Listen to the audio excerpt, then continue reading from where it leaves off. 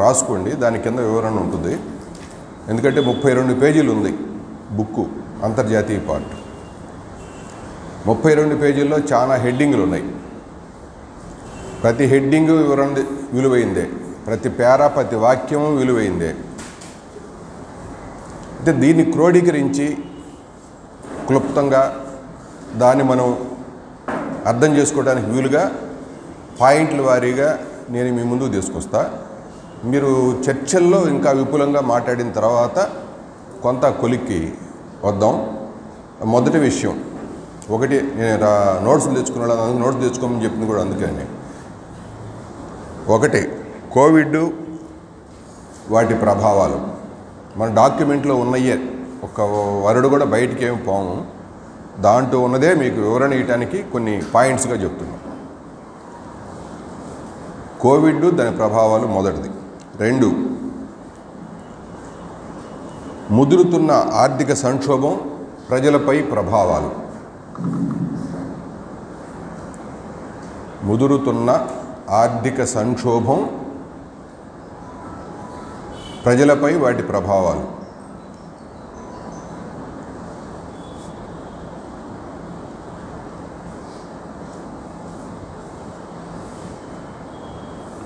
3, ఆర్థిక శక్తిగా ఎదుగుతున్న చైనా, ఆర్థిక శక్తిగా ఎదుగుతున్న చైనా అడ్డుకుంటున్న అమెరికా,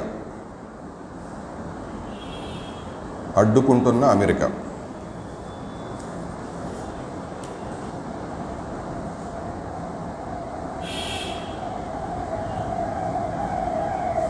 4వ పాయింట్, ప్రపంచ రాజకీయాలు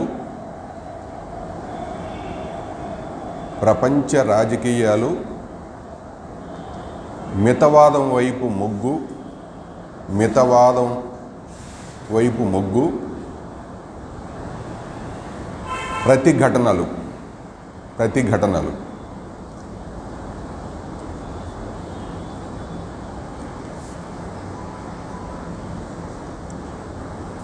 5,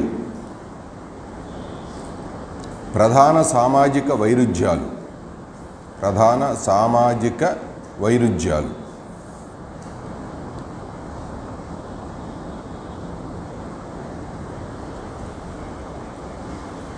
6, లాటిన్ అమెరికాలో జరుగుతున్న పరిణామాలు. లాటిన్ అమెరికా దేశాల్లో జరుగుతున్న పరిణామాలు.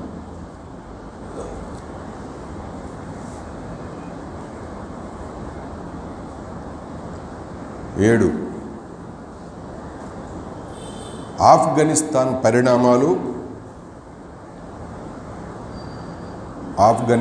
పరిణామాలు, కొత్త పరిస్థితులు.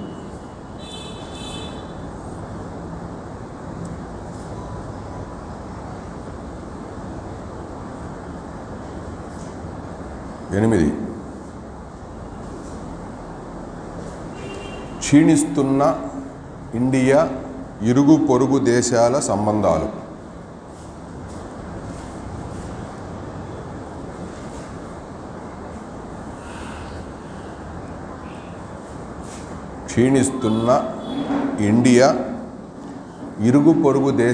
సంబంధాలు.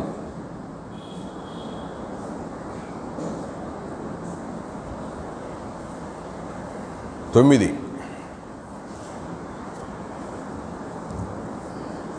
గ్లోబల్ వార్మింగ్ ప్రమాదం. గ్లోబల్ అంటే ప్రపంచ పర్యావరణం, దాని ప్రమాదాలు, ప్రపంచ పర్యావరణ పరిస్థితులు, ప్రమాదాలు.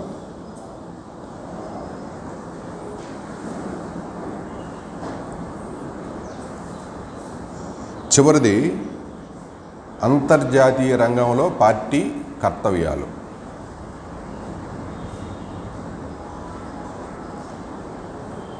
అంతర్జాతీయ రంగ పరిస్థితుల్లో పార్టీ కర్తవ్యాలు, ఈ ముసాయిదాలో ప్రతిపాదన చేసిన కర్తవ్యాలు. అంతర్జాతీయ రంగంలో మన లైన్ ఏంటి, చివరి కంక్లూజన్ పాయింట్ అది.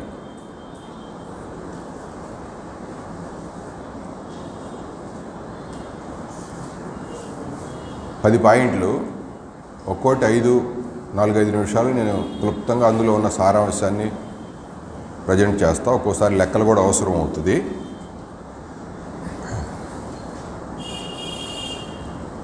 ఇందులో మొదటి విషయం ఏంటంటే కోవిడ్ ప్రపంచం మీద దాని ప్రభావం. ఇది ఫస్ట్ పాయింట్. దీంట్లో వచ్చినటువంటి విషయాలు 2019 డిసెంబర్లో కోవిడ్ ఎంటర్ అయింది ప్రపంచం మీద. 2019 డిసెంబర్లో కోవిడ్ ఎంటర్ అయింది. ఇప్పటికీ నడుస్తుంది. 22 ఇప్పటికీ నడుస్తుంది. దీని యొక్క ప్రభావం ప్రపంచం మొత్తాన్ని అతలాకుతలం చేసి వదిలిపెట్టింది. అంకెల్లో చెప్పుకోవాలంటే దాదాపు 30 కోట్ల మందికి సోకింది. 30 కోట్ల మందికి సోకింది. 55 లక్షల మంది మరణించారు. 55 లక్షల మంది చనిపోయారు. ఇక్కడ ఇండియాలో రూపొందించిన లెక్క తప్పని అంతర్జాతీయ నివేదికలు చెప్పినాయి. ఇండియాలో అఫీషియల్గా 4,60,000 చచ్చిపోయారని చెప్తుంది. అంతర్జాతీయ నివేదికలు అంటే ప్రపంచ దాన్ని రీసెర్చ్ బృందం ఒకటి ఉంది. ఆ బృందం వాళ్ళు చాలా లోతుగా శాస్త్రీయంగా ఇంటింటి సర్వేని మరియు జనన మరణాల లిస్టుని మరియు అంతర్జాతీయ ప్రమాణాల కొలబద్దగాను పరిశీలన చేసి 40 లక్షల మంది ఇండియాలోనే చచ్చిపోయారని తేల్చారు. వాళ్ళు 40 లక్షల మంది ఇండియాలోనే చచ్చిపోయారని తేల్చారు. అవి కాదు, ఇందులోకి రావు. ఓన్లీ గవర్నమెంట్ నమోదు చేసిన లెక్కలే 55 లక్షల మంది చచ్చిపోయారు. దీంతో ఆర్థిక వ్యవస్థ ప్రపంచమంతా తిరోగమన బాట పట్టింది. ఆర్థిక వ్యవస్థ తిరోగమనలో ఉంది. 4వ పాయింట్, అందులో విద్యారంగం, విద్యార్థుల యొక్క పరిస్థితి పూర్తిగా 2 సంవత్సరాలు విద్యారంగం అంతా కొలాప్స్ అయిపోయింది.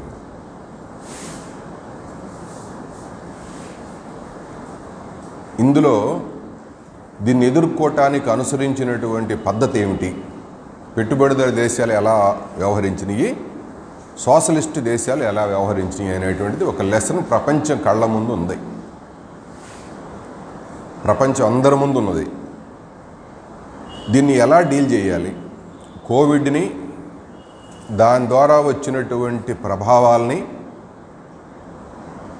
అదుపు చేసి తిరిగి గైడ్లో పెట్టడానికి కావాల్సిన ప్రయత్నాలు చేయటంలో పెట్టుబడిదారీ దేశాలు ఎలా వ్యవహరించింది, సోషలిస్ట్ దేశాలు ఎలా వ్యవహరించినాయి అనేటువంటిది ఈ నివేదికలో క్లుప్తంగా దాంట్లో సారాంశం తీసుకొచ్చారు.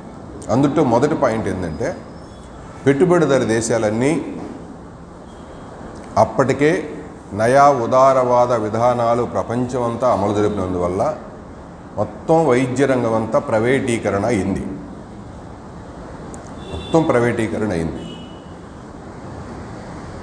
ఎక్కడో పరిమితంగా కొన్ని దేశాల్లో అక్కడక్కడ ప్రభుత్వ రంగం కింద ఎక్కడో ఉన్నాయి. అది వెనకబడిన దేశాల్లో, 3వ ప్రపంచ దేశాల్లో.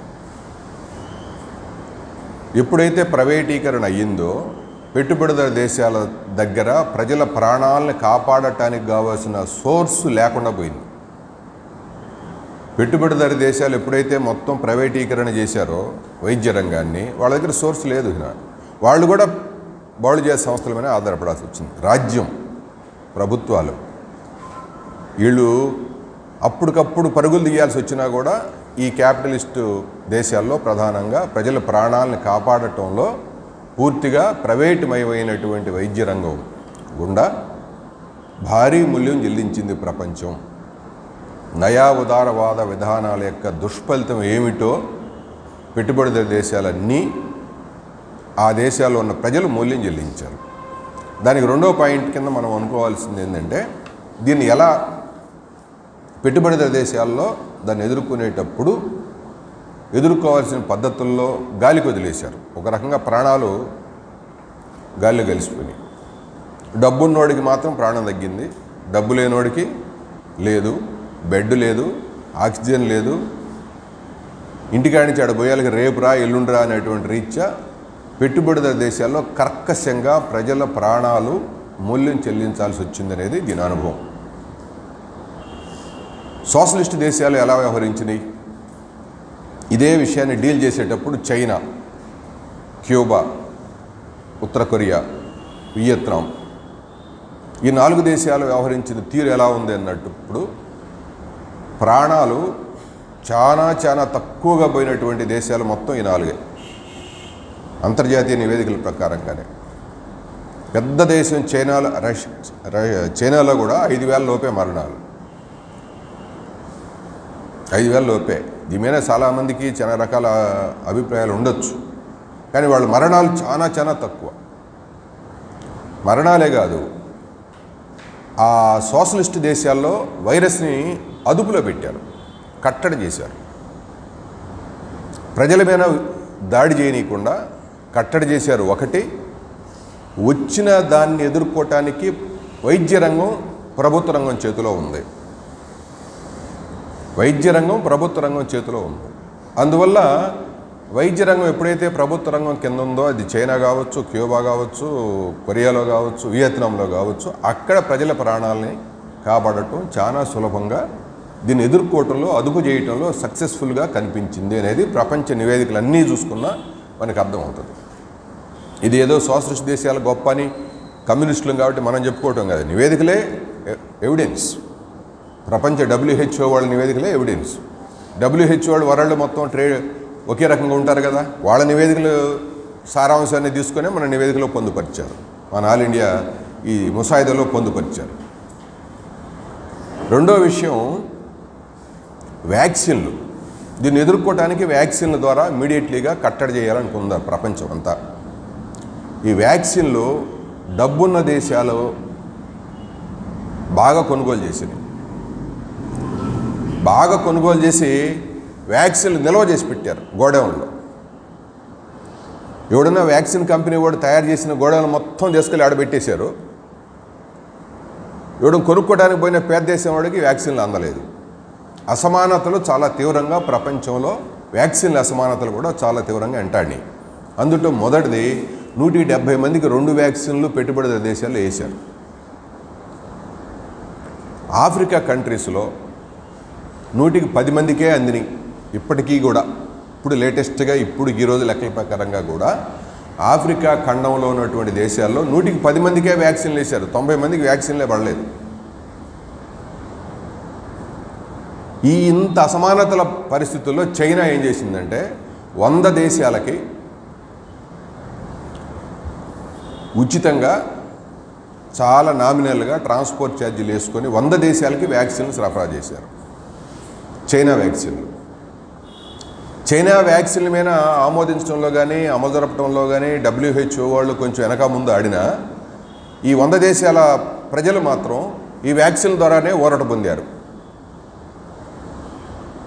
వాళ్ళ దేశంలో ఉన్న జనాన్ని కాపాడుకుంటూనే ప్రపంచమంతా సరఫరా చేయడంలో కూడా చైనా ముందు పెట్టింది. క్యూబా చిన్న దేశం, అక్కడ కూడా వ్యాక్సిన్ తయారు చేసుకున్నారు. తయారు చేసి వాళ్ళు 50 దేశాలకు సరఫరా చేశారు. డాక్టర్ల బృందాలు పోయి కోవిడ్ సమయంలో కూడా ఆదుకోవడానికి ఆఫ్రికా ఖండంలో పోయారు, ఆసియా ఖండంలో పోయారు, అన్ని చోట్ల పోయారు. 50 దేశాల్లోకి మందులు సరఫరా, డాక్టర్లు ఈ బృందంతో వాళ్ళు కాపాడగలిగారు. అంటే సోషలిస్ట్ కంట్రీస్కి ప్రాణాలకు ఇచ్చినటువంటి విలువ మనిషి ప్రాణానికి, మనిషికి మానవతా దృక్పథంతో, సోషలిస్ట్ దృక్పథంతో ఇచ్చినటువంటి ప్రాధాన్యతలు పెట్టుబడిదారు దేశాలేమో డబ్బున్నోడి దగ్గర వాళ్ళ దేశాల్లో కూడా ఆ పెట్టుబడిదారు దేశాలు డబ్బున్న దేశాల్లో కూడా పక్కన డబ్బు లేని దేశంలో ఒక్క వ్యాక్సిన్ కూడా బానీయకుండా మొత్తం గోడౌన్లో 100 వ్యాక్సిన్లు అవసరమైతే 150 వ్యాక్సిన్లు నిల్వ చేసి పెట్టుకున్నారు. కట్టడి చేసే విషయంలో కూడా ఈ అసమానతలు, పెట్టుబడిదారు దేశాల తీరు వేరుగా ఉంది, సోషలిస్ట్ దేశాల తీరు వేరుగా ఉంది. ఇది రెండో పాయింట్. దీని కింద మూడో పాయింట్, ఆర్థిక వ్యవస్థ మొత్తం ట్రబుల్ అయింది. ఇది కోవిడ్ గుండా. కోవిడ్ కూడా ప్రపంచ ఆర్థిక వ్యవస్థ మొత్తం వెనక్కి నెట్టబడింది. అంటే ఒక్క మాటలో చెప్పాలంటే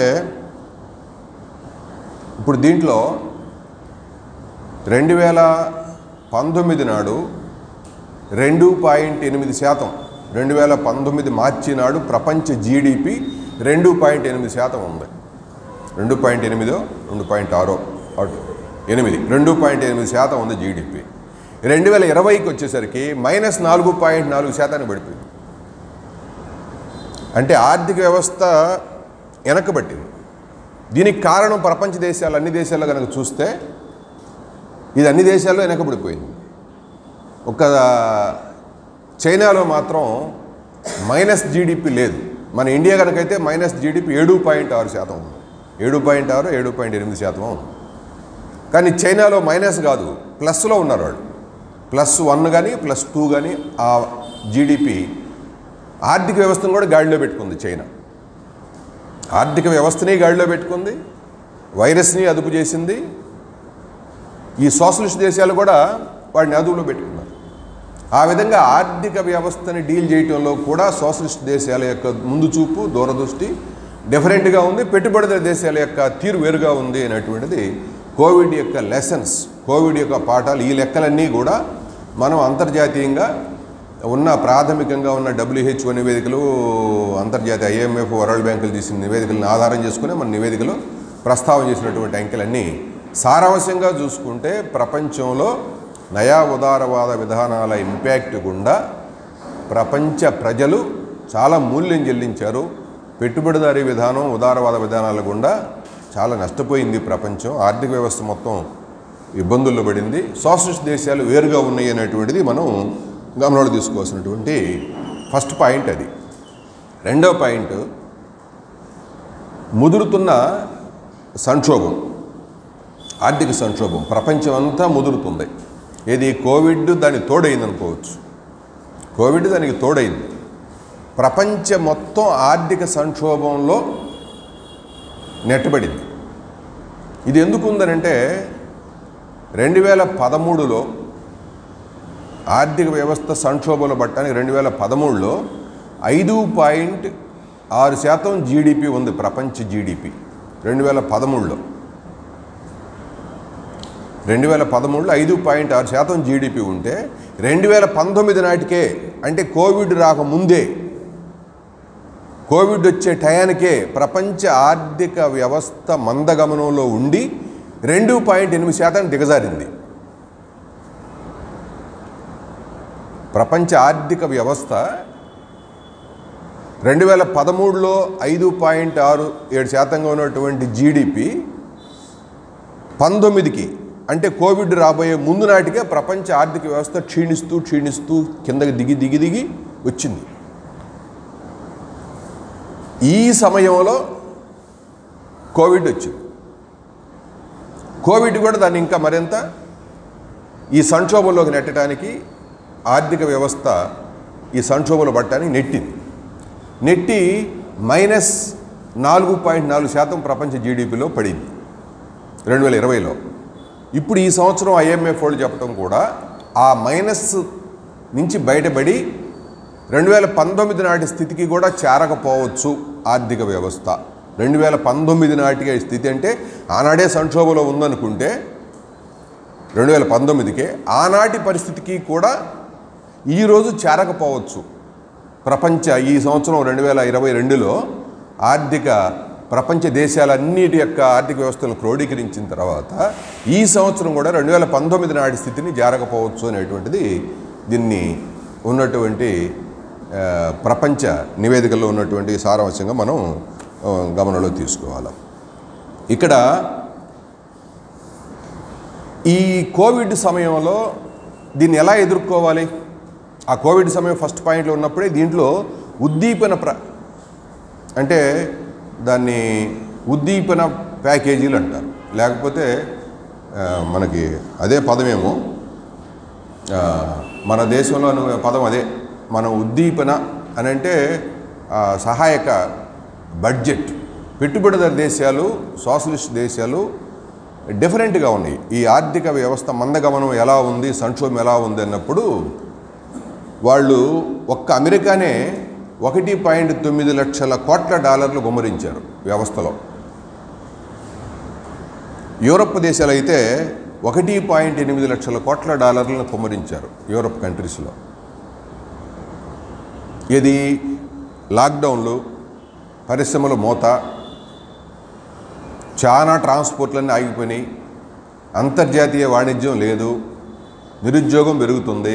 ఈ పరిస్థితుల్లో ప్రభుత్వాలు ఆదుకోవాల్సిన తీరు ఎలా ఉండాలి, ఎలా ఆదుకున్నది ప్రపంచాన్ని అనేది మనం ఇక్కడ మన నివేదికలో విశ్లేషణ చేసిన పాయింట్లో ముఖ్యమైన పాయింట్ ఏంటంటే, ఉద్దీపనలు ప్రకటన చేసినటువంటి ఉద్దీపనల యొక్క ఇది 16.9 లక్షల కోట్ల డాలర్లు ఖర్చు పెట్టారు పెట్టుబడిదారు దేశాలు. 16.9 లక్షల కోట్ల డాలర్లు అంటే దాన్ని మన కరెన్సీలో మార్చుకుంటే 70-80 లక్షల కోట్ల రూపాయలు. 80 చిల్లర వచ్చింది. 85 లక్షల కోట్ల రూపాయల 85 లక్షల కోట్ల రూపాయల కరెన్సీ మన రూపాయలో చెప్పుకోవాలంటే, వాళ్ళ కరెన్సీలో చెప్పుకోవాలంటే 16.9 లక్షల కోట్ల డాలర్లు. ఈ డబ్బంతా ఈ ఉద్దీపనలు అంటే ఏంటి? ద్రవ్యాన్ని రిలీజ్ చేయటమే, ఉత్పత్తి లేకుండా, ప్రొడక్షన్తో సంబంధం లేదు, వస్తువుల ఉత్పత్తితో సంబంధం లేదు. బ్యాంకులు ముద్ర వేయటం, లేకపోతే అప్పు తీసుకురావటం, గవర్నమెంట్ సహాయం చేయటం. గవర్నమెంట్ సహాయం ఎవరికి చేయాలి? గవర్నమెంట్ సహాయం ఎవరికి చేసింది? ఇన్ని లక్షల కోట్ల 70-80 లక్షల కోట్ల రూపాయల సహాయ కార్యక్రమాల్ని ప్రపంచం అంతా చేపట్టారు. వీటిల్లో ఈ 16.9 లక్షల కోట్ల డాలర్ల డబ్బు అంతా ఎవరికి చేరింది అని అంటే ఒక 20% ప్రజలకు చేరింది, 80% బహుళజాతి సంస్థలకు చేరింది అనేది విశ్లేషణ చేశారు. ఈ ఉద్దీపన పథకాల్లో 80% తిరిగి పెట్టుబడిదారు దేశాల బహుళజాతి సంస్థలకు చేరింది, కంపెనీలకు చేరింది. 20% మాత్రమే ప్రజలకు వచ్చింది డబ్బు. ఉద్దీపన అంటే ఏంది? సహాయం. ప్రజల జేబులో డైరెక్ట్గా వచ్చినటువంటి సహాయం తక్కువ. దీన్ని ఎలా ఎదుర్కోదలుచుకుంది పెట్టుబడిదారు దేశాలు అని అంటే, కంపెనీలకు సహాయం చేసి, కంపెనీలకే సబ్సిడీ ఇచ్చి, కంపెనీలకే రాయితీలు ఇచ్చి, మీ ఉద్యోగులు మీరు ఉన్నటువంటి వాళ్ళని సహాయం ఆదుకోండి అనే పేరుతోటి సహాయ కార్యక్రమాలు ప్రజల్లోకి మళ్లించకుండా ఈ సహాయ కార్యక్రమాలన్నీ కంపెనీలకి సంస్థలకి సహాయం చేసినవి. ఇది ప్రపంచ పెట్టుబడిదారు దేశాలన్నీ యొక్క వ్యవహరించిన తీరు అది. దీంతో ప్రజల యొక్క కొనుగోలు శక్తి పెరిగిందా తరిగిందా, ప్రజల ఆర్థిక పరిస్థితి ఎలా ఉంది అని విశ్లేషణ చేస్తే, ఈ కోవిడ్ టైము ఇప్పుడున్న సిచ్యువేషన్లో 237 కోట్ల మంది జనాభా, ప్రపంచంలో 237 కోట్ల మంది తమ ఆదాయాల కంటే దిగువకి నెట్టబడ్డారు. ఏది బిఫోర్ ఆదాయం కన్నా, కోవిడ్ 2019 నాటి ఆదాయం కన్నా 2022కి వచ్చేసరికి కిందకి నెట్టేయబడ్డారు. 237 కోట్ల మంది, ప్రపంచంలో 700 కోట్లు అనుకుంటే 237 కోట్ల మంది జనాభా తమ ఆదాయాలు మొత్తం కిందకి కోసివేయబడ్డాయి. ఇంకొక విషయం కూడా కనిపించేది ఏంటంటే, నిరుపేదలు బాగా పెరిగారు. 74 కోట్ల మంది, ఇందులో ఈ 234 నిరుపేదలు, అసలు ముద్ద కూడా అందదేమో అన్నంత నిరుపేదలుగా ఉన్నటువంటి వాళ్ళ సంఖ్య 74 కోట్ల మంది పెద్ద సంఖ్యలో చేరింది. ఈ పరిస్థితుల్లోనే నిరుద్యోగం కూడా పెరిగింది. ఇక్కడ మొత్తం ప్రపంచంలో శ్రామిక జనం ఎంతమంది ఉన్నారు అంటే 400 కోట్ల మంది శ్రామిక జనం ఉన్నారు. అంటే పని చేయగలిగినటువంటి వయోజనులుగా ఉండి పని చేయగలిగినటువంటి వాళ్ళు, పని చేస్తున్నటువంటి వాళ్ళ సంఖ్య 400 కోట్లు ప్రపంచంలో. ఈ 400 కోట్లలో 70% మందికి సామాజిక భద్రత లేదు. ఈరోజు పని ఉంటే రేపు గ్యారెంటీ ఉండదో చెప్పలేము. సెక్యూరిటీ లేదు 70% మందికి. 4/7/28 దాదాపు 100 కోట్ల మందికే గ్యారెంటీ ఉద్యోగాలు ఉన్నాయి. ఈ పనిచేసే 400 కోట్లలో కూడా 100 కోట్ల మందికే గ్యారెంటీ ఉద్యోగాలు ఉన్నాయి. మిగతా వాళ్ళకి గ్యారెంటీ ఉద్యోగాలు లేవు. ఏ రోజు పని ఉంటే ఆ రోజు. అటువంటి ఒక క్లిష్టమైన పరిస్థితిలో ప్రపంచం ఆర్థిక పరిస్థితి నెట్టబడింది అనేది మనం గమనంలో తీసుకోవాలి. దీంట్లో వేతనాల పెరుగుదల ఎలా ఉందని కూడా విశ్లేషణ చేసింది. 14% వేతనాల పెరుగుదల ఉంది. ఉత్పాదకత, వాళ్ళ ఉత్పత్తి 21% పెరిగింది. అంటే వేతనాలు ఏం పెరగలేదు, సరుకులు మాత్రం ఎక్కువ ఉత్పత్తి అయ్యేటట్టుగా ప్రపంచ లెక్కలు మనకి కనిపిస్తుంది. దీంతో ఒక కొత్త పరిస్థితి వచ్చింది. ప్రపంచ ఆర్థిక వ్యవస్థ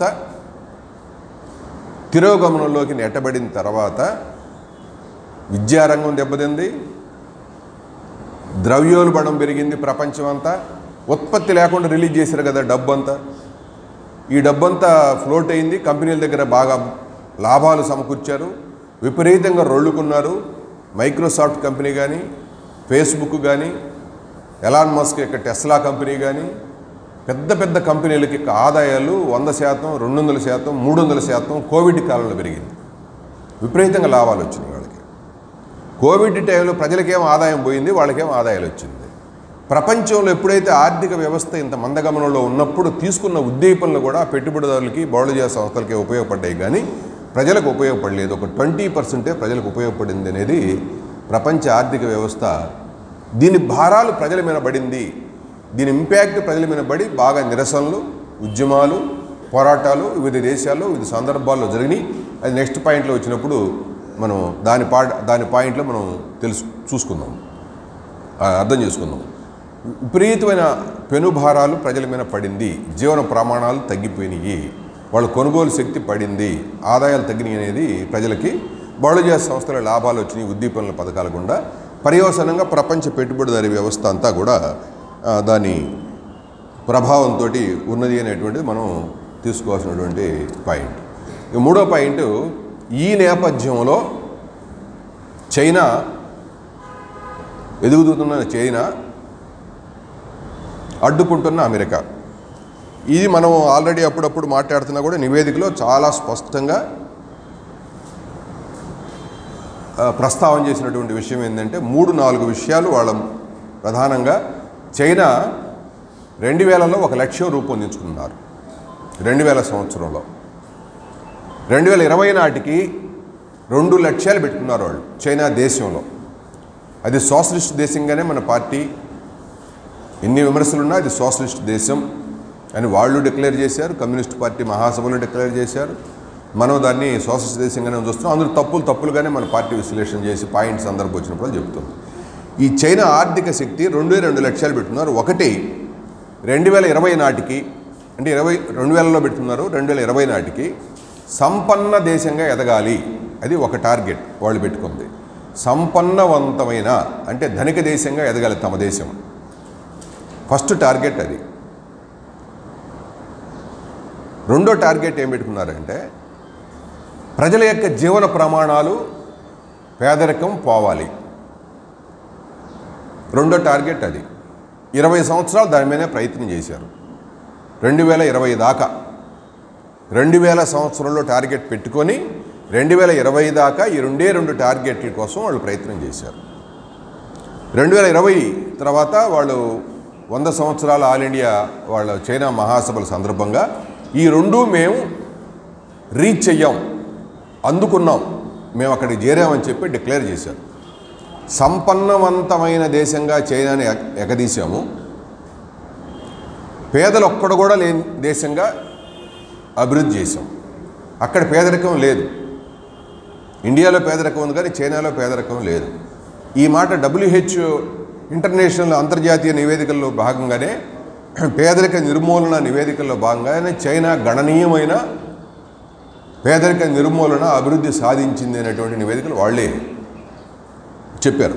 ఈ 2 టార్గెట్స్ పెట్టుకున్న తర్వాత ఇప్పుడు వచ్చిన కొత్త పరిస్థితులు ఏంటి, వాళ్ళకి వీళ్ళకి జరుగుతున్నటువంటి వైరుధ్యాలు ఏంటి అన్నప్పుడు 3 విషయాల్లో ప్రపంచ ఆర్థిక శక్తిగా ఎదిగిన తర్వాత మొదటిది అమెరికా, రెండోది చైనా. అంత సంపన్నమైన దేశంగా మారింది చైనా. ఎప్పుడైతే సంపన్నమైన దేశంగా చైనా మారిందో ప్రపంచ దేశాలతో వాణిజ్యం చేసుకోవాల్సి వచ్చింది. వాళ్ళ దేశానికి మించి అక్కడ ఉత్పత్తి అవుతుంటుంది. ప్రపంచ దేశాలతో అనుసంధానమై వాణిజ్యం చేసుకోవడం కోసం వాళ్ళు 2 కార్యక్రమాలు చేపట్టారు. ఒకటి రోడ్ అండ్ బెల్ట్ ఇనిషియేషన్ అనేటువంటిది ఒక కొత్త ప్రాజెక్టును మొదలుపెట్టారు చైనా వాళ్ళు. Road and belt initiation. ఈ ప్రాజెక్టు 150 దేశాలను కవర్ చేస్తుంది.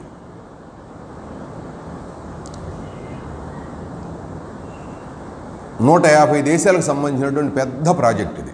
150 దేశాలు ఆమోదించారు. అందరూ ఒప్పందంతో ఈ రోడ్ అండ్ బెల్ట్ ఇనిషియేషన్కి కొన్ని లక్షల కోట్ల రూపాయలు గుమ్మరించి రోడ్డు, ఓడరేవులు, బ్రిడ్జీలు ఈ 150 దేశాలను అనుసంధానం చేసేటువంటి ఒక పెద్ద ప్రాజెక్టే పేరే road and belt initiation project. ఈ ప్రాజెక్టు వీళ్ళు మొదలుపెట్టి దాని మీద లక్షల కోట్ల రూపాయలు గుమ్మరించి ఈ 150 దేశాల్లో కూడా రోడ్లు వేస్తూ ఉన్నారు, ఓడరేవులు కడతా ఉన్నారు, బ్రిడ్జిలు కడతా ఉన్నారు. ఈ పనిలో వాళ్ళు ఉన్నారు. ఈ ప్రాజెక్టు కనుక పూర్తయితే ప్రపంచ వాణిజ్యంలో చైనా నంబర్ 1 ప్లేస్లోకి వెళ్ళటమే కాదు, ఇది మొత్తం శాసించుద్ది ప్రపంచాన్ని. ప్రపంచాన్ని శాసించే దశలో చైనా వెళుతుంది. ఈ ప్రాజెక్టును అడ్డుకోవాలి అనేటువంటిది మొదటిది అమెరికాకు ఉన్నటువంటి టార్గెట్.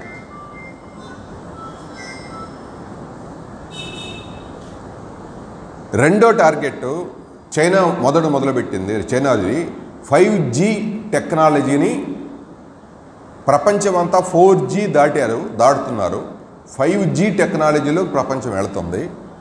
ఈ 5G టెక్నాలజీలో చౌకగా ప్రపంచ వాణిజ్యం మొత్తం సులభతరంగా జరిగేటట్టుగా 5G టెక్నాలజీలో మొదటి ప్లేస్లో చైనా వాళ్ళు వచ్చారు. ఫస్ట్ ప్లేస్లో ఉన్నారు వాళ్ళు.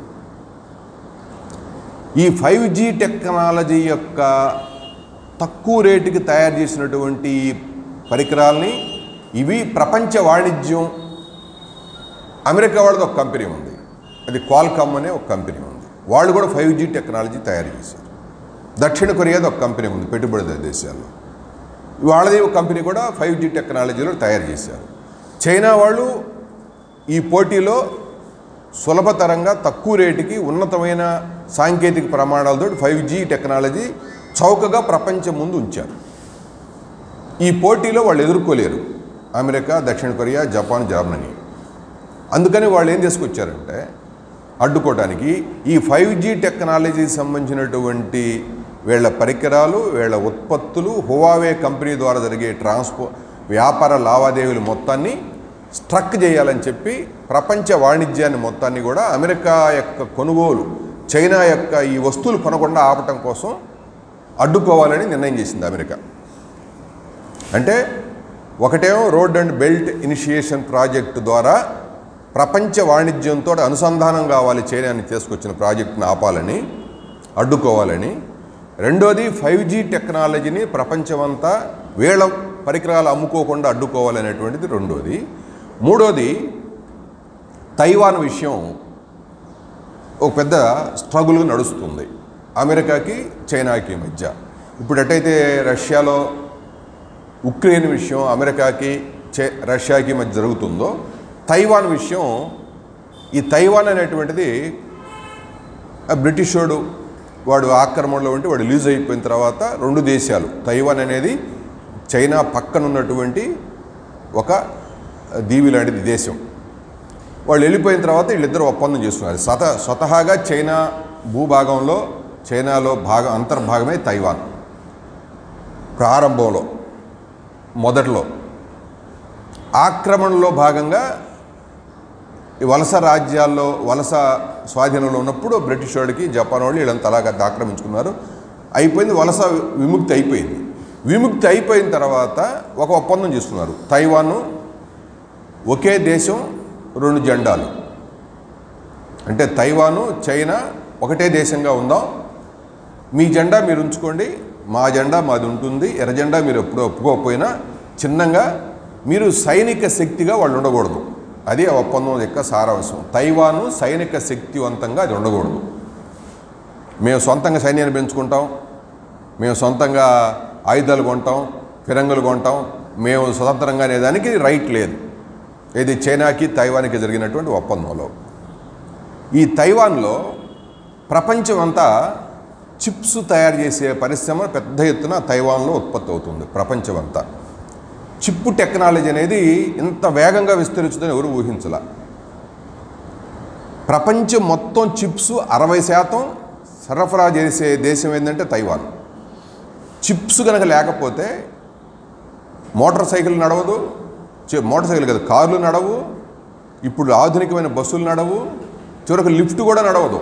ఇవన్నీ సెన్సార్లు చిప్పులు, సెన్సారు చిప్పుల ద్వారా మన ఫోన్లు మొత్తం అయ్యే, మొత్తం ఆండ్రాయిడ్ ఫోన్లో ఉండేదంతా చిప్పే. చిప్పు టెక్నాలజీ అనేది అంత ముఖ్యమైనది. ఈ చిప్స్ మొత్తం తయారు చేసేది ప్రపంచంలో తైవాన్ దేశంలో. ఈ తైవాన్ దేశంలో ఆ తైవాన్ కంపెనీలో అమెరికా వాళ్ళ పెట్టుబడులు ఉన్నాయి, జపాన్ వాళ్ళ పెట్టుబడులు కూడా ఉన్నాయి. అదే కాకుండా 1300 అంతర్జాతీయ బహుళజాతి సంస్థల కంపెనీలు తైవాన్లో ఆఫీసులు ఓపెన్ చేసుకుని అక్కడి నుంచి వాణిజ్యం చేస్తున్నారు. ఇది G7 దేశాలు అందరికీ ఉన్నాయి అక్కడ కంపెనీలు తైవాన్లో. ఎప్పుడు వీళ్ళ లీజులో రాకపోయే ముందు వాళ్ళ పెట్టుబడులు తైవాన్లో ఉన్నాయి. కాబట్టి చైనా ఎత్తుగడ ఏంటంటే దాన్ని సైనికవంతం చేయాలి. చైనా అమెరికా వాళ్ళు ఎత్తుగడ, చైనా కాదు అమెరికా వాళ్ళు ఎత్తుగడ ఏంటంటే సైనికీకరణ చేయాలి తైవాన్ని. సైనికీకరణ అంటే మీరు సైన్యాన్ని పెంచుకోండి, మీకు ఆయుధాలు ఇస్తాం, విమానాలు ఇస్తాం, యుద్ధ సైనిక ట్రైనింగ్ ఇస్తాం, మీరు సైనికీకరణ అయితే మీరు చైనా మీద ప్రతిఘటించవచ్చు అనేటువంటిది ప్రోత్సహించే పనిలో అమెరికా వాడు ఉన్నాడు.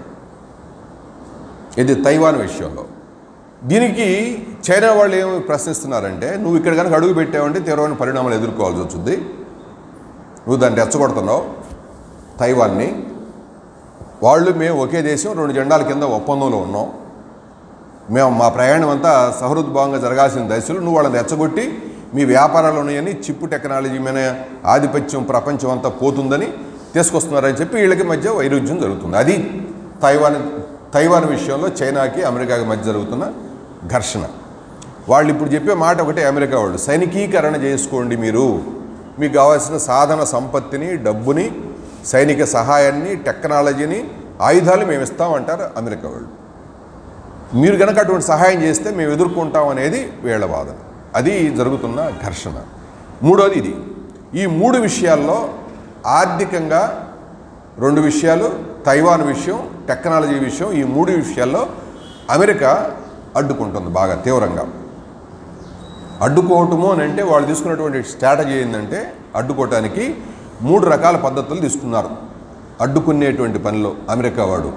మొదటి పద్ధతి ఏంటంటే క్వాడ్, ఒక కూటమిని నిర్మించాడు అమెరికా వాడు. చైనాను అడ్డుకోవటమే లక్ష్యం. క్వాడ్ అనే కూటమిలో 4 దేశాలు ఉన్నాయి. ఈ 4 దేశాల్లో ఒకటి అమెరికా వాళ్ళు,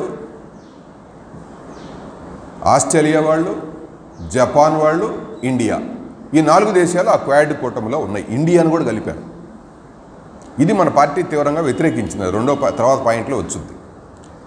వాళ్ళ లక్ష్యం ఏమిటి? చైనాను అడ్డుకోవటం. అమెరికా వాళ్ళ లక్ష్యం. భారతదేశం లక్ష్యం ఏమిటి? అమెరికాకి జూనియర్ భాగస్వామిగా చేరి అమెరికా వాళ్ళు ఏదైతే చైనాను అడ్డుకోవాలని ఏర్పాటు చేసినటువంటి క్వాడ్ కూటమిలో భారతదేశం చేరటం చాలా ప్రమాదకరమైన విధానం అని మన పార్టీ చెప్తున్నాం. అది నివేదికలో కూడా ఉంది. అది పాయింట్ మీకు తర్వాత వచ్చింది. ఈ క్వాడ్ కూటమిని తయారు చేసి 4 దేశాల కూటమిని ఏర్పాటు చేసి చైనాకి వ్యతిరేకంగా ఎక్కుపెట్టేటువంటి దానికి ఒక కూటమి, రెండో కూటమిని ఏర్పాటు చేశాడు. అసక్ అనేటువంటిది ఇంకొక కూటమి. ఏది? అమెరికా వాళ్ళ నాయకత్వంలోనే. ఈ అసక్ కమిటీలో ఆస్ట్రేలియా, ఇంగ్లాండు, అమెరికా వాళ్ళు, ఈ 3 దేశాలు కలిపి మళ్ళీ ఇంకొక కూటమి. ఈ కూటమి లక్ష్యం కూడా చైనాను అడ్డుకోవటమే. మూడో విషయం ఉంది. అడ్డుకోవడానికి ఏర్పాటు చేసుకున్నటువంటి అమెరికా వాళ్ళు తీసుకున్నటువంటి స్ట్రాటజీ. మూడో విషయం ఏంటంటే నాటో కూటమిలో ఉన్నటువంటి G7 దేశాలన్నీ, నాటో కూటమిలో ఉన్న G7 దేశాలు ఇంక్లూడ్ ప్రపంచంలో ఉన్నటువంటి అతని మిత్రులందరం కలిపి ఒక ఆంక్ష పెట్టాడు. మీరు 5G టెక్నాలజీది ప్రపంచంలో చైనా యొక్క ఉత్పత్తులు హువావే కంపెనీ ద్వారా ఎవరు కొనుగోలు చేయకూడదు. ఈ ఆంక్షలు పెట్టాడు చైనాకి వ్యతిరేకంగా అమెరికా వాడు. G7 దేశాలందరికీ కూడా మీరు 5G టెక్నాలజీకి సంబంధించిన అక్కడ కొనుక్కోకూడదు, ఏడ కొనాలని. ఈ దేశాలను కూడా కూడగట్టి చైనాకి వ్యతిరేకంగా, చైనా వాణిజ్యానికి వ్యతిరేకంగా వీళ్ళందరినీ కూడగట్టి వీళ్ళు కొత్త ప్రతిపాదన చేశాడు. Best build world, best build world, build back world, ఆ పదం తీసుకొచ్చాడు అమెరికా వాడు. అంటే ఉన్నతమైన ప్రపంచాన్ని మేము నిర్మిస్తాం. వాడు రోడ్ అండ్ బెల్ట్ ఇనిషియేషన్ పథకం కదా చైనా వాళ్ళది. దీన్ని అడ్డుకోవడం కోసం బ్యాక్ బిల్డ్ వరల్డ్ అంటే ఒక కొత్త ప్రపంచంలో ఈ కూటమిని ఏర్పాటు చేద్దామని కొత్త దాన్ని ముందుకు తీసుకొచ్చాడు.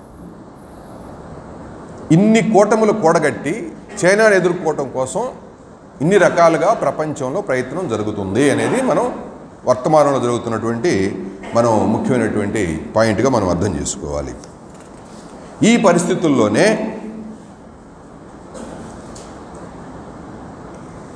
దీని గురించి మన పాయింట్లో ఉన్నది ఏంటంటే వీళ్ళిద్దరి మధ్య వైరుధ్యం, అమెరికాకి చైనాకి మధ్య జరుగుతున్నటువంటి వైరుధ్యం సోషలిస్టు దేశాలకి, పెట్టుబడిదారి దేశాలకి అంటే సామ్రాజ్యవాద దేశాలకి మధ్య జరుగుతున్న వైరుధ్యాన్ని ప్రభావితం చేసే పరిస్థితుల్లో ఉన్నది అనేది మన విశ్లేషణ పాయింట్. అది దాంట్లో ఆ నెక్స్ట్ పాయింట్లో మితవాదం వైపు ప్రపంచ రాజకీయాల మొగ్గు. ప్రపంచ రాజకీయాలన్నీ అంటే ప్రపంచ రాజకీయాల్లో వచ్చే మార్పు ఎక్కడ ఎలా వస్తుంది అని అంటే దానికంటే ముందేననుకుంటే వైరుధ్యాలు పాయింట్ చెప్పాల్సింది. సామాజిక వైరుధ్యాలు సరే వెనక ముందు రాస్తున్నా, ముందు నేను చెప్పేటప్పుడు కొంచెం అటు ఇటుగా తీసుకోండి. 4 వైరుధ్యాలు చెప్పిన తర్వాత చెప్తాను రాజకీయాలకు. ప్రపంచంలో 4 వైరుధ్యాలు, సామాజిక వైరుధ్యాలు 4 ఉన్నాయి. ఒకటి సోషలిస్ట్ దేశాలకి,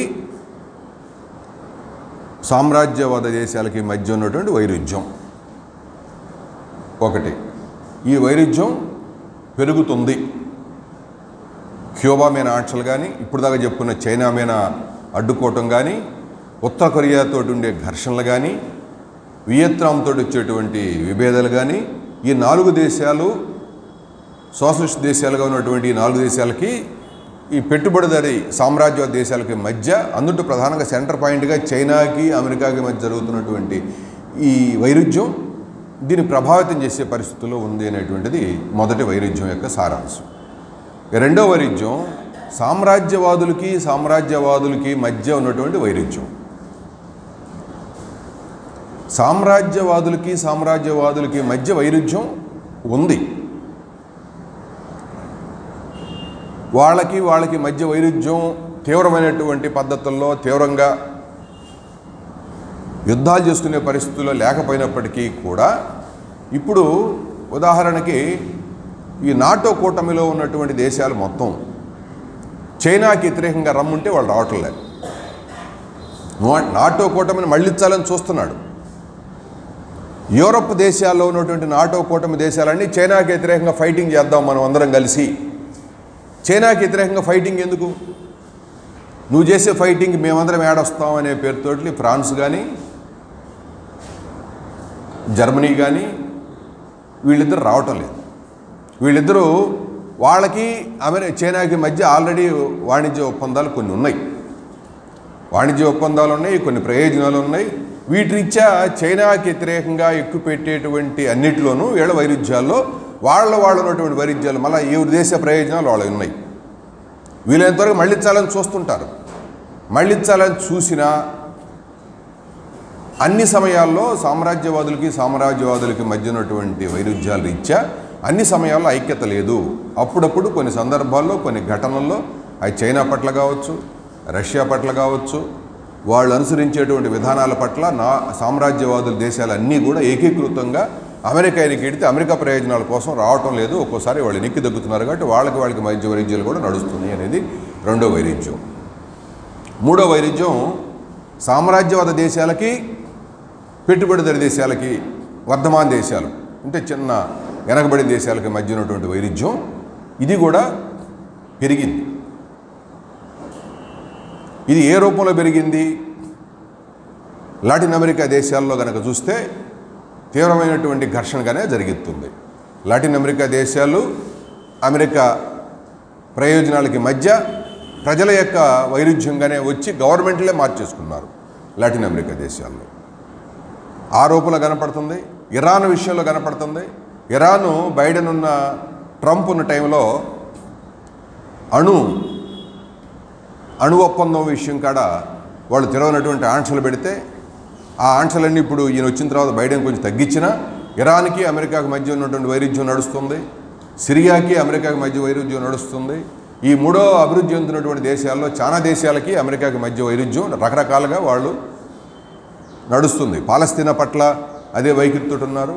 ఈ విధంగా మనం చూసుకుంటే మూడో ప్రపంచ దేశాలకి సామ్రాజ్య దేశాల మధ్య వైరుధ్యం కూడా ముదురుతుంది, పెరుగుతుంది అనేది మూడో పాయింట్. చివరి వైరుధ్యం సామాజిక వైరుధ్యాల్లో పెట్టుబడికి శ్రమకి మధ్య జరుగుతున్నటువంటి వైరుధ్యం.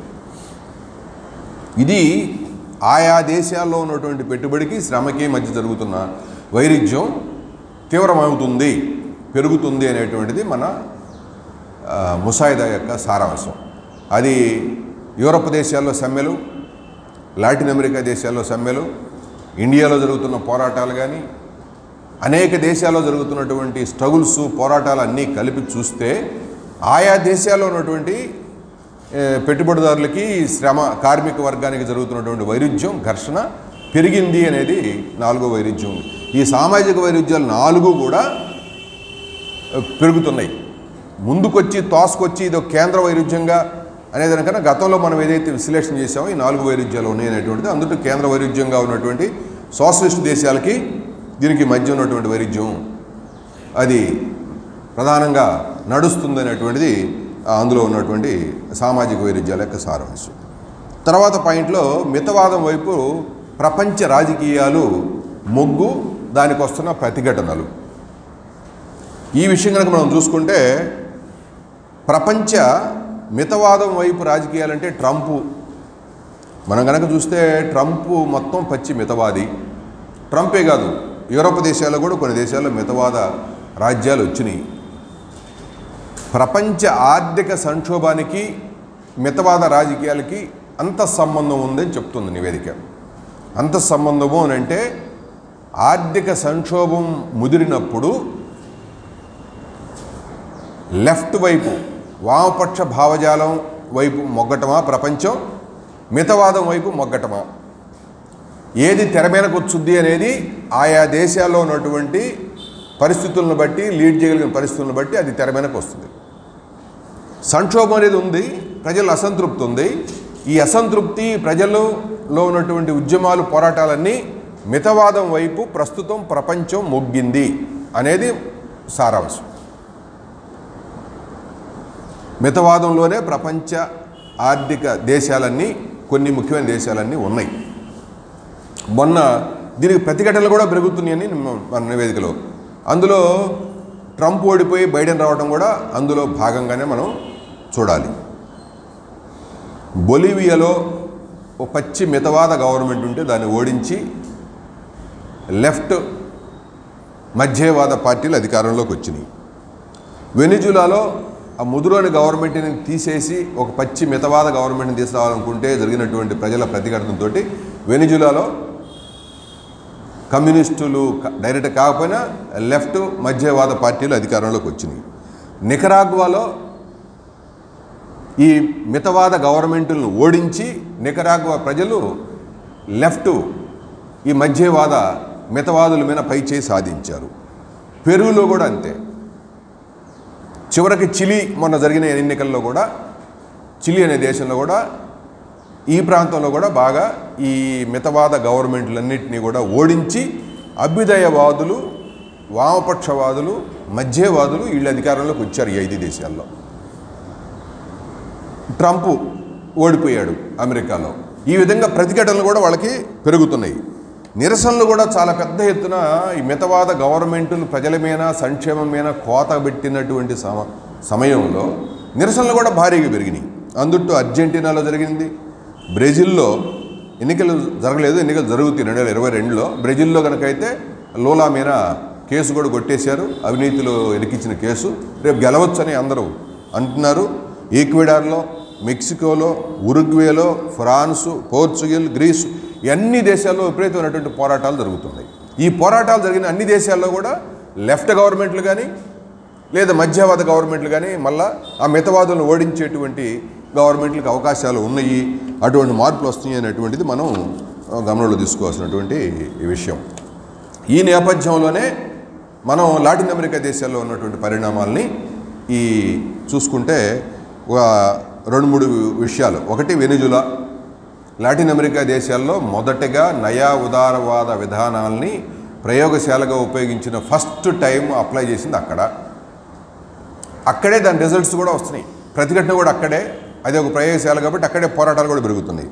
వెనిజులాలో మనకు అందరికీ తెలిసిందే, నివేదికలు మీరు చదివారు, పెద్ద పెద్ద పోరాటాలు జరిగినాయి. అక్కడ అమెరికా ప్రోద్బలంతో కూల్చేయడానికి అన్ని కుట్రలు చేశారు, విఫలమయ్యారు. అర్జెంటీనాలో మితవాద ఫెరోనిస్ట్ గవర్నమెంట్ కూలిపోయింది. బొలివియాలో 2020లో వాళ్ళ గవర్నమెంట్ కూలిపోయింది. పెరు, హోండురాస్లో కూడా వామపక్ష మధ్యవాద అభ్యర్థులు అధికారంలోకి వచ్చారు. చిలీలో మొన్నొచ్చారు. బ్రెజిల్లో 2022లో జరుగుతుంది. 7 దేశాలు. ఈ 7 దేశాల్లో కూడా లాటిన్ అమెరికా దేశాల్లో మితవాదం నుంచి బయటపడి లెఫ్ట్ డెమోక్రటిక్ ఫోర్సెస్, మధ్యవాద శక్తులు అధికారంలోకి ఎన్నికల ద్వారా ఆయా సందర్భాల్లో ప్రతిఘటనలతోటి వస్తున్నారు అనేటువంటిది మనం తీసుకోవాల్సినటువంటి. అయితే ఈ లాటిన్ అమెరికా దేశాలతో పాటు పశ్చిమాసియా దేశాల్లో ఉన్నటువంటి పరిణామాలు కూడా 2 విషయాలు మనం దృష్టిలో ఉంచుకోవాలి. ఇజ్రాయిల్ పాలస్తీనా మీద జరుగుతుంది ఘర్షణ. పాలస్తీనా అనేటువంటిది వాస్తవంగా అది ఒక స్వేచ్ఛని, స్వతంత్రాన్ని, వాళ్ళ మాతృభూమిని కోల్పోయిన దేశాల్లో ప్రపంచం మొత్తం మీద పాలస్తీనా ఒకటి. వీళ్ళకి మధ్య జరిగిన ఒప్పందం, ఆ ఒప్పందం కూడా వీళ్ళకి ఇష్టం లేకుండా చేశారు. 50-50 అనుకుంటున్నా షేర్. ఇజ్రాయిల్కి పాలస్తీనా భూభాగం, ఎవరి భాగంలో వాళ్ళు ఉండమని. కానీ ఇప్పుడు క్రమక్రమంగా వాళ్ళు ఏం జరిగిందంటే 80% భూభాగం మొత్తం ఇజ్రాయిల్ వాళ్ళు ఆక్రమించారు. 20% భూభాగాన్నే పాలస్తీనా కట్టిపెట్టారు. ఆక్రమించుకుంటూ వస్తున్నారు ఇజ్రాయిల్ వాళ్ళు. ఇజ్రాయిల్కి అమెరికా వత్తాసు. మనం ఎప్పుడు భారతదేశం సాంప్రదాయంగా పాలస్తీనాను సమర్థిస్తూ పాలస్తీనా ప్రజల విమోచన కోసం సపోర్ట్ చేస్తూ ఉన్నాం. నరేంద్ర మోడీ గారు వచ్చిన తర్వాత ఇజ్రాయిల్, ఇండియా, అమెరికా కూటమిగా మారిపోయింది. ఈ 3 దేశాల కూటమిగా మారింది. ఇది ఒక పెద్ద మార్పు. ఇజ్రాయిల్కి వెళ్ళి కూడా పాలస్తీనా దేశంలోకి వెళ్ళి రాలి ఆయన. అక్కడ ఈ మధ్య జరిగిన బాంబు దాడి కానీ, వాళ్ళ ఇజ్రాయిల్ చేస్తున్నటువంటి దాడులు కానీ పాలస్తీనా కనీసం ఖండన కూడా లేదు, ఒక ప్రకటన కూడా లేదు. ఇంత దారుణంగా వాళ్ళ యొక్క వీటిల్లో మనం గమనంలో తీసుకోవాల్సినటువంటి మన మోడీ గవర్నమెంటు అమెరికాకి సహచరి లేకపోతే భాగస్వామి గవర్నమెంట్ అయిన తర్వాత ఇరాన్ కానీ, లిబియా కానీ, సిరియా కానీ ఎక్కడే కూడా వాళ్ళ అక్కడ కూడా ఏమీ ప్రకటనలు కానీ ఖండనలు కానీ ఇండియా లేదు. పాలస్తీనా విషయం అంతే. ఈ పశ్చిమాసియా దేశాల్లో పరిణామాలన్నీ ఒక ముఖ్యమైనటువంటి విషయంగా మనం గమనంలో తీసుకోవాలి. ఇక ఆఫ్ఘనిస్తాన్లో పరిణామాలని మనం ఆ విషయంగా మనం తీసుకుంటే 2-3 విషయాలు.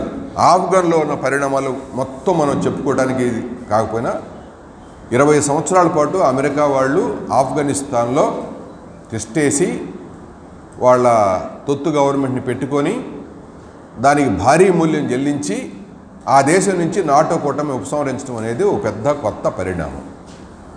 ఇండియా అమెరికాతోటి భాగస్వామ్యం అయి అక్కడ ప్రవేశించింది. ఇండియా కూడా నష్టపోయింది బాగా. దీంతో అక్కడ తాలిబాన్లు అధికారంలోకి వచ్చారు. ఈ తాలిబాన్లతో సంబంధాలు ఎవరెవరు ఉన్నారు? పాకిస్తాన్ వాళ్ళు ఉన్నారు. మొదటి నుంచి పాకిస్తాన్ వాళ్ళకి సపోర్ట్ చేస్తున్నారు. పాకిస్తాన్తో పాటు చైనాకి కూడా సంబంధాలు ఉన్నాయి. చైనా వాణిజ్యపరంగా చాలా పెట్టుబడులు పెట్టున్నారు.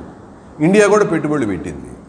ఇండియా పెట్టుబడులు పెడితే వాళ్ళు ఇండియాకి వ్యతిరేకంగా ఉన్నారు తాలిబాన్లు వ్యతిరేకంగా ఉండి ప్రపంచంలో వచ్చిన మార్పులను బట్టి అమెరికాకి వ్యతిరేకంగా వాళ్ళు ఉన్నారు. కాబట్టి అమెరికాతో పాటు ఇండియాకి వ్యతిరేకంగా కూడా వాళ్ళు తాలిబాన్లు వ్యవహరిస్తున్నారు.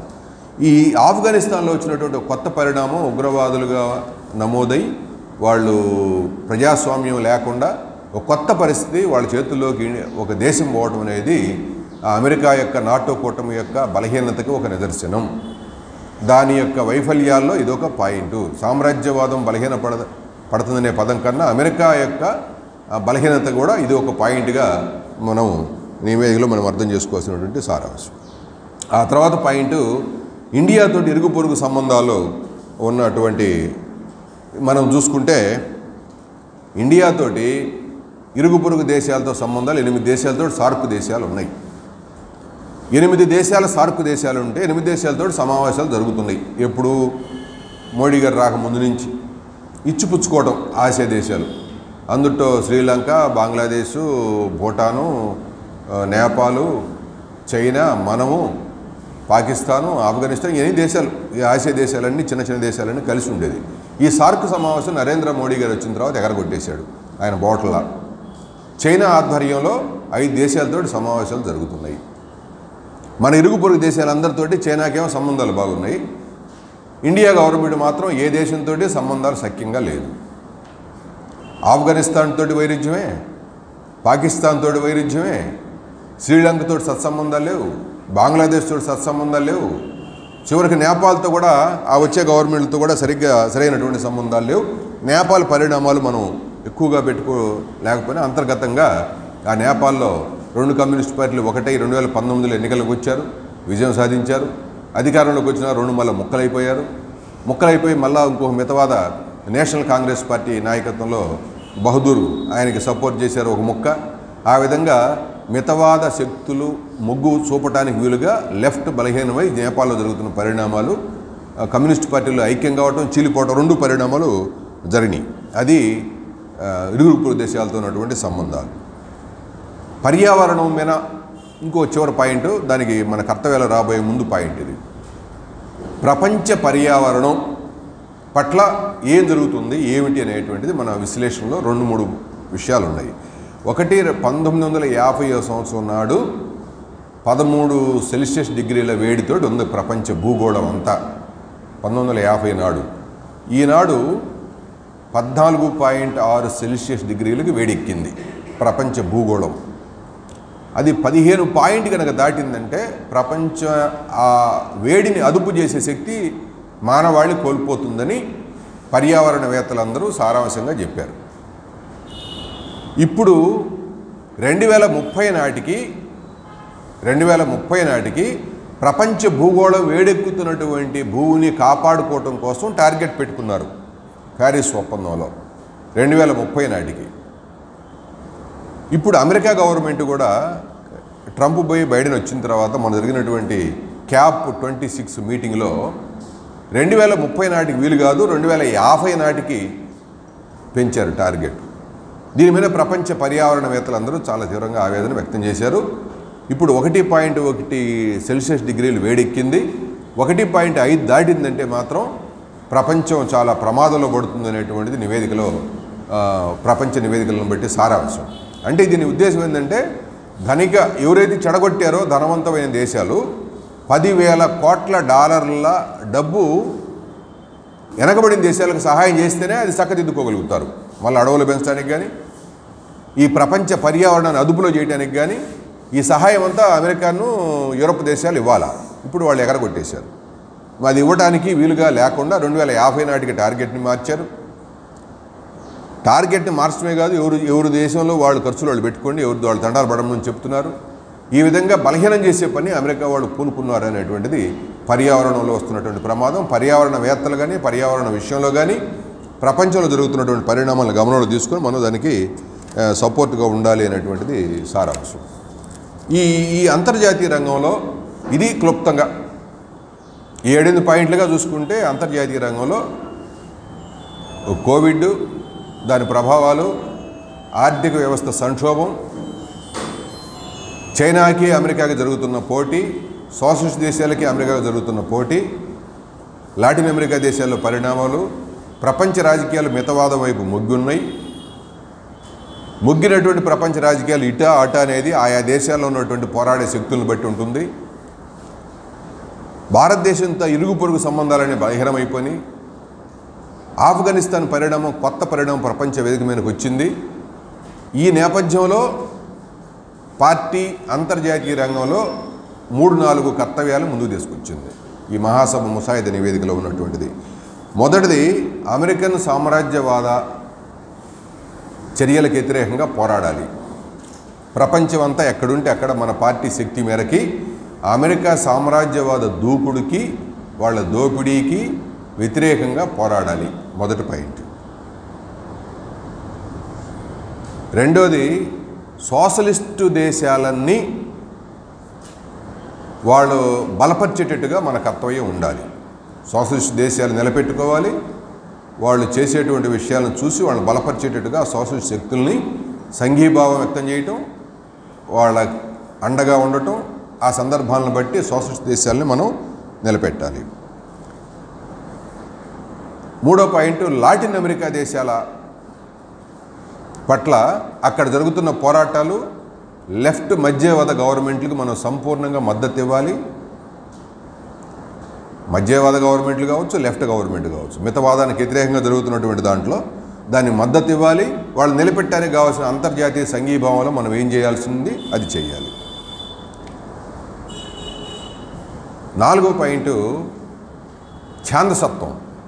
అంటే ప్రపంచం వస్తున్నటువంటి ఫాసిస్ట్ శక్తులు ఛాందసత్వం ప్రతిఘటనకు వ్యతిరేకంగా అనేక సంస్థలు పోరాడుతున్నారు. అనేక దేశాలు అనేక సంస్థలు పోరాడుతున్నారు. వాళ్ళతో ఇంటరాక్ట్ అయ్యి అంతర్జాతీయంగా వాళ్ళు చేసేటువంటి పోరాటాలను సంపూర్ణంగా సమర్థించాలి.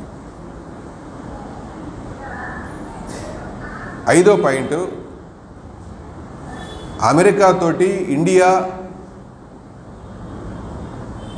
భాగస్వామ్య బాగా బలపడుతుంది. దీన్ని తెగ్గొట్టడానికి కావాల్సిన అంతర్జాతీయ వేదికల మీద కూడా మనం ఫైట్ చేయాలి. అమెరికాకి ఇండియా జూనియర్ భాగస్వామిగా ఉంది. ఇప్పుడు దీన్ని విడగొట్టాలి. విడగొట్టేటట్టుగా మన పోరాటం ఇక్కడే కాదు, అంతర్జాతీయంగా సరే మన కర్తవ్యంగా అది ఉండాలి. ఈ 4-5 కర్తవ్యాలు అంతర్జాతీయ రంగంలో మనం ఈ విధంగా ఇండియాలో ఉండి అంతర్జాతీయ రంగమైన విశ్లేషణ చేసిన తర్వాత నయా అది మొదటి దాంట్లోనే విడగొట్టి చూస్తే నయా ఉదారవాద విధానాలకు వ్యతిరేకంగా పోరాటమే సామ్రాజ్యవాదులకు వ్యతిరేకంగా పోరాడటం అంటే. ఆ పోరాడే శక్తులు ఆ దేశాలను బలహీనం చేయటం, వాళ్ళ సామ్రాజ్యవాద కాంక్షను బలహీనం చేయటం, ఈ 5 అంతర్జాతీయ రంగంలో కర్తవ్యాలుగా మన ముందుకి ముసాయిదా తీసుకొచ్చింది. మొదటివన్నీ విశ్లేషణ చేసి ఈ సిచ్యువేషన్లో మనం ఈ విధంగా ప్రయాణం చేయాలి అనేటువంటిది సారాంశం.